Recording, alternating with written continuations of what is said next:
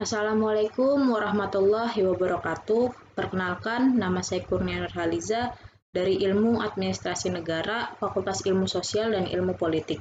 Saya di sini akan mempresentasikan seminar proposal dengan judul Implementasi Kebijakan Peraturan Menteri Desa Pembangunan Daerah Tertinggal dan Transmigrasi atau PDTT nomor 13 tahun 2020 tentang prioritas penggunaan dana desa di Desa Waluyo, Kabupaten Kebumen.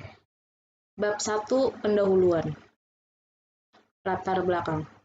Otonomi desa merupakan otonomi yang asli, bulat, dan utuh serta bukan pemberian dari pemerintah. Sebaliknya, pemerintah berkewajiban untuk menghormati otonomi yang dimiliki oleh desa. Dengan adanya otonomi desa, dapat memberikan kebebasan ruang gerak untuk perencanaan pembangunan yang berguna untuk mewujudkan kesejahteraan masyarakat.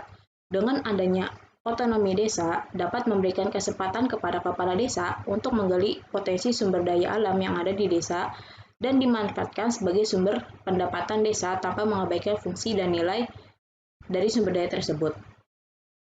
Dana desa bersumber dari APBN atau Anggaran Pendapatan dan Belanja Negara yang diperuntukkan untuk desa dan didapat dari Anggaran Pendapatan dan Belanja Daerah atau APBD dan diprioritaskan untuk membiayai pembangunan dan pemberdayaan masyarakat dengan tujuan untuk meningkatkan kesejahteraan masyarakat desa, peningkatan kualitas hidup manusia, pelaksanaan pembangunan, dan pemberdayaan masyarakat yang dimana semua rencana tersebut telah dituangkan dalam rencana kerja pemerintah desa.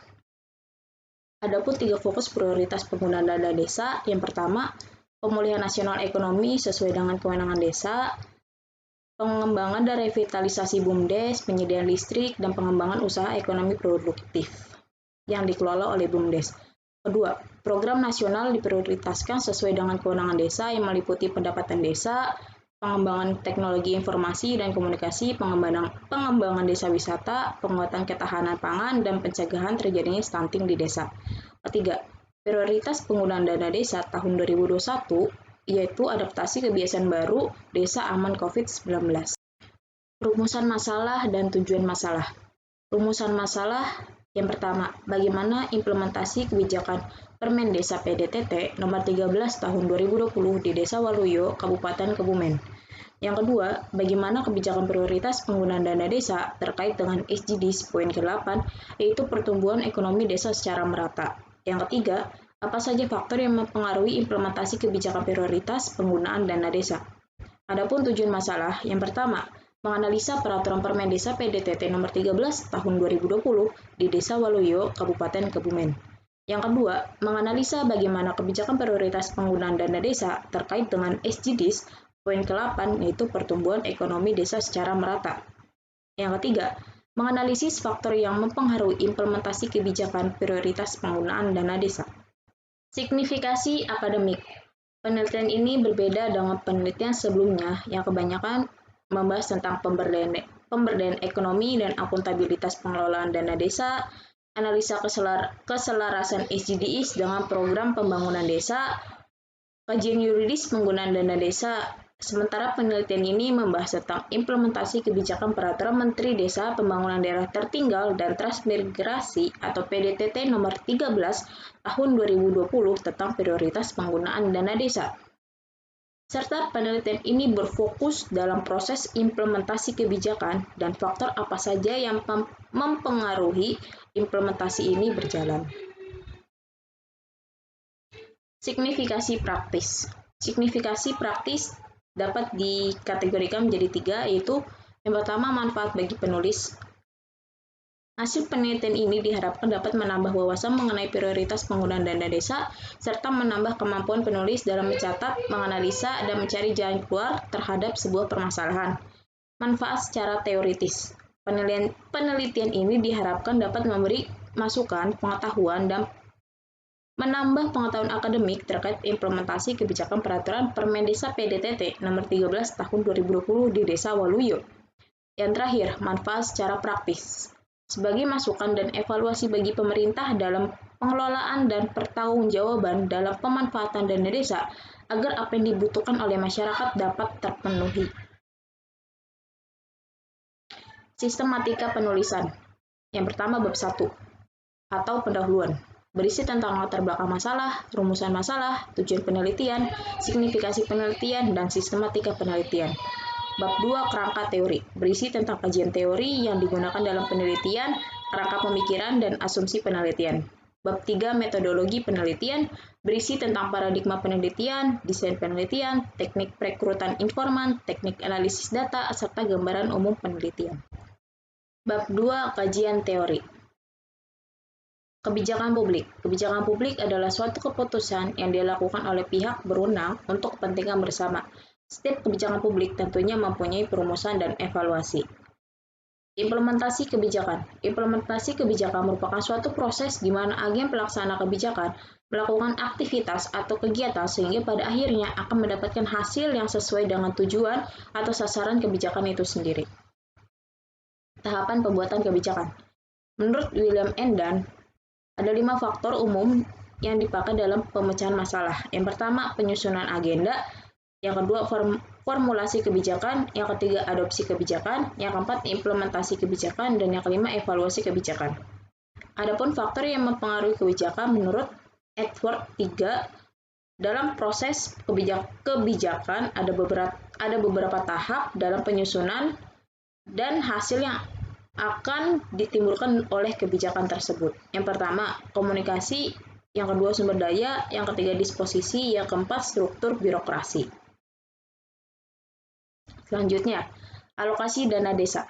Dana desa bersumber dari APBN atau Anggaran Pendapatan dan Belanja Negara yang diperuntukkan untuk desa melalui APBD atau Anggaran Pendapatan dan Belanja Daerah dan diprioritaskan untuk membiayai pembangunan dan pemberdayaan masyarakat dengan tujuan meningkatkan kesejahteraan masyarakat desa, peningkatan kualitas hidup, serta penanggulangan kemiskinan. Prioritas penggunaan dana desa.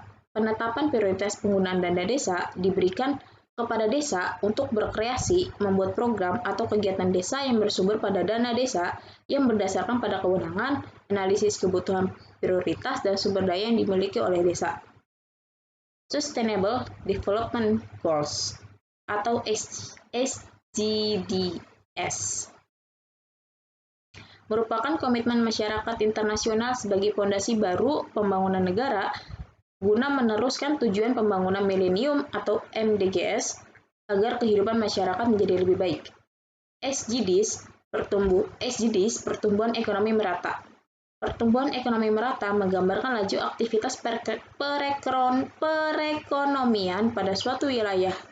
Aktivitas perekonomian dilakukan sebuah negara untuk memproduksi barang dan jasa dengan tujuan untuk memenuhi kebutuhan penduduk.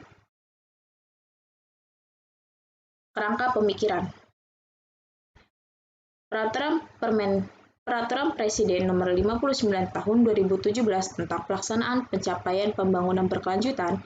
Dengan ini, Peraturan Menteri Desa, Pembangunan Daerah Tertinggal dan Transmigrasi atau PDTT Nomor 13 Tahun 2020 membentuk sebuah kebijakan tentang prioritas penggunaan dana desa yang mana di dalam kebijakan tersebut untuk membahas atau membangun desa dalam meningkatkan kesejahteraan masyarakat desa, meningkatkan kualitas hidup manusia serta penanggulangan kemiskinan melalui pemenuhan kebutuhan dasar, pembangunan sarana dan prasarana, pengembangan potensi ekonomi lokal, serta pemanfaatan sumber daya alam dan lingkungan secara berkelanjutan.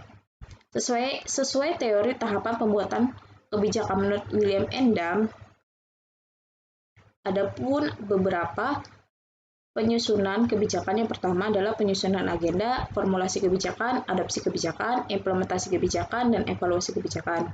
Dan faktor yang mempengaruhi implementasi kebijakan tersebut. Yang pertama, komunikasi, sumber daya, disposisi, dan struktur birokrasi.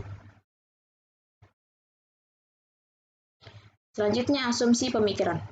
Berdasarkan teori yang sudah dipaparkan, maka peneliti ini akan mencoba untuk menganalisa dan mengetahui kebijakan prioritas penggunaan dana desa dan apa saja faktor yang mempengaruhi implementasi kebijakan tersebut. Serta penelitian ini menekankan bagaimana penggunaan dana desa digunakan sebagaimana fungsi dan tujuan yang sudah direncanakan dalam RPJMD dan RKP desa sehingga dapat memenuhi kebutuhan dasar, pembangunan sarana dan prasarana desa, serta pemanfaatan sumber daya alam dan lingkungan secara berkelanjutan. Bab 3. Metodologi penelitian. Paradigma penelitian. Penelitian ini menggunakan paradigma konstruktivisme, di mana kondisi sosial individu yang berusaha untuk memaknai makna yang beragam dengan tujuan agar penelitian ini dapat dipahami terkait kejadian atau peristiwa sosial yang merupakan karakteristik dari paradigma konstruktivisme. Selanjutnya, metode penelitian. Metode penelitian dalam penelitian ini menggunakan metode kualitatif. Metode kualitatif merupakan prosedur penelitian yang menghasilkan data deskriptif berupa kata-kata tertulis atau lisan dari orang-orang dan perilaku yang diamati. Pendekatan ini diarahkan pada latar individu secara holistik, utuh, atau menyeluruh. Selanjutnya, desain penelitian. Desain penelitian yang digunakan pada penelitian ini adalah studi kasus. Studi kasus melibatkan peneliti dalam penyelidikan yang lebih dalam dan pemeriksaan yang menyeluruh terhadap perilaku sosial seorang individu. Sumber dan teknik perolehan data. Yang pertama, studi lapangan, ada observasi, di mana kegiatan pengamatan secara langsung yang dilakukan pada objek penelitian yang bertujuan untuk melihat kondisi dan keadaan dari lokasi penelitian agar terlihat sebuah masalah yang ada. Selanjutnya, wawancara. Wawancara merupakan suatu perolehan data dengan melakukan interaksi atau tanya-jawab mengenai suatu realitas sosial yang sedang diteliti. Yang ketiga, dokumentasi. Merupakan metode atau cara menganalisis dan mengadakan pencatatan secara sistematis mengenai tingkah laku dan mengamati individu secara langsung. Selanjutnya ada studi pustaka. Studi pustaka adalah sumber data yang diperoleh dari sejumlah buku, makalah, berita, penelitian terdahulu, dan sumber tulisan lainnya yang berkaitan dengan masalah dan tujuan penelitian. Teknik perekrutan informan. Pada penelitian ini menggunakan teknik wawancara sebagai data lapangan dan purposive sampling sebagai teknik perekrutan informan. Purposive sampling merupakan teknik pengambilan data dengan mempertimbangkan sumber data dengan mengambil data tidak berdasarkan acak, daerah, atau pangkat, melainkan berdasarkan atas pertimbangan yang berfokus pada tujuan yang ingin dicapai. Adapun kriteria informan, yang pertama, bersedia menjadi informan. Yang kedua, informan yang diperkirakan dapat memahami dan menguasai data informasi atau objek yang ingin diteliti. Yang ketiga, informan dari pihak pemerintah Kabupaten Kebumen yang memahami tentang informasi penggunaan dana desa tahun 2021. Yang keempat, informan dari pihak pejabat Kecamatan Bulus Pesantren yang memahami informasi tentang Permendesa PDTT nomor 13 tahun 2020 tentang prioritas penggunaan dana desa. Yang kelima, informan yang bersedia dari pejabat Desa Waluyo yang memahami informasi tentang peraturan Permendesa PDTT nomor 13 tahun 2020 tentang prioritas penggunaan dana desa sekaligus sebagai implementator kebijakan. Dan yang keenam, informan dari masyarakat Desa Waluyo yang menjadi objek sasaran dari kebijakan dana desa. Selanjutnya, teknik analisis data. Teknik analisis data menurut Miles dan Huberman, yang pertama, reduksi data. Reduksi data adalah seleksi data dengan memfokuskan, menyederhanakan, mengabstraksikan semua informasi yang didapat di lapangan dengan catatan ringkas tentang isi data yang diperoleh. Yang kedua, penyajian data. Penyajian data merupakan sekumpulan data yang disusun dengan sistematik berdasarkan poin-poin yang mudah dipahami dalam bentuk skema, tabel, bagan, atau uraian singkat. Dengan penyajian data dapat memudahkan untuk memahami apa yang sedang terjadi. Yang ketiga, penarikan kesimpulan. Kesimpulan dalam penelitian kualitatif merupakan sebuah temuan yang baru yang belum ada sebelumnya. Temuan dapat berupa deskripsi atau gambaran suatu objek yang sebelumnya masih remang-remang atau gelap sehingga setelah diteliti menjadi jelas, dapat berupa hubungan kausal atau interaktif, hipotesis atau teori. Selanjutnya, goodness and quality criteria. Itu ada truthfulness. Yang pertama, ada kredibilitas, adalah suatu penelitian yang mengacu pada hal yang masuk akal berdasarkan eksistensi ilmu pengetahuan pada tingkat kepercayaan pada suatu fenomena tertentu. Yang kedua, transferabilitas. Transferabilitas dalam penelitian kualitatif berfungsi sebagai persoalan empiris yang bergantung pada kesamaan atau konteks pengiriman dan penerima. Yang ketiga, dependabilitas. Uji dependabilitas merupakan uji keabsahan data dengan melakukan audit terhadap keseluruhan proses penelitian oleh auditor yang independen. Dan yang keempat, konfirmabilitas adalah pengujian konfirmabilitas disebut dengan objek penelitian. Objektivitas penelitian di mana penelitian dapat dikatakan objektif atau tidak tergantung pada persetujuan beberapa orang terhadap pandangan, pendapat, dan penemuan seseorang. Selanjutnya ada otentisitas, yaitu peneliti dapat dinyatakan otentik apabila strategi yang digunakan sudah sesuai dengan pelaporan, gagasan, partisipan yang sesungguhnya, atau true reporting, yaitu penelitian yang dilakukan secara adil dan membantu partisipan serta kelompok sejenisnya dalam memahami dan memperbaikinya. Selanjutnya, waktu dan tempat pelaksanaan. Penelitian ini dilakukan di kantor Kepala Desa Waluyo, Kabupaten Kebumen, Jawa Tengah, tahun 2020-2021. Adapun jadwal penelitiannya dimulai dari minggu ketiga bulan Oktober hingga minggu kedua bulan Januari, hingga penyusunan dimulai dari pengajuan judul penelitian hingga penyusunan proposal penelitian. Selanjutnya, keterbatasan penelitian. Yang pertama, keterbatasan dari paradigma.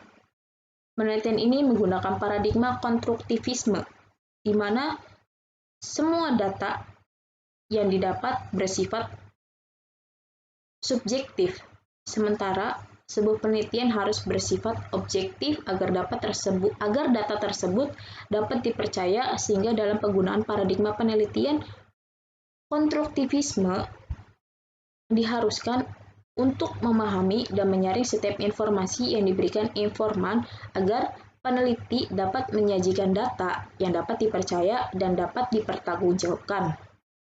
Selanjutnya, keterbatasan metodologi penelitian.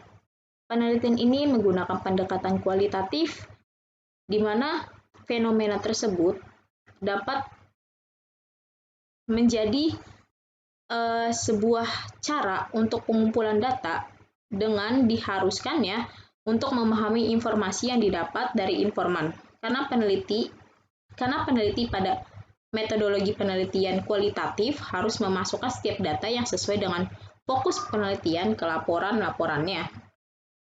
Selanjutnya, keterbatasan teknis. Dari segi penulisan dan sistematika, penggunaan tata aturan penulisan yang salah atau tidak konsisten, sebagaimana dengan memutuskan pemilihan kata, memilih bahasa asing, pemakaian kutipan, menyusun daftar pustaka, dan daftar rujukan yang masih salah. Selanjutnya, sumber dari jurnal. Sumber dari jurnal yang pertama dari Firman Rahmawati Muhammad tahun 2020 bulan Juni dengan judul Kebijakan Dana Desa, Evaluasi Pembangunan dan Pemberdayaan Masyarakat, Jurnal Pemerintahan, dan sebagainya. Sekian dan terima kasih. Sebelumnya mohon maaf apabila ada kesalahan dalam penulisan yang typo atau kurang kata, ya typo yang bertebaran di mana-mana. Mohon maaf juga apabila ada kesalahan pengucapan atau dalam pelafalan yang terburu-buru sehingga ada kata-kata yang kelewat atau salah eja. Mohon maaf. See you next time guys. Oke, kurang lebihnya mohon maaf. Wassalamualaikum warahmatullahi wabarakatuh.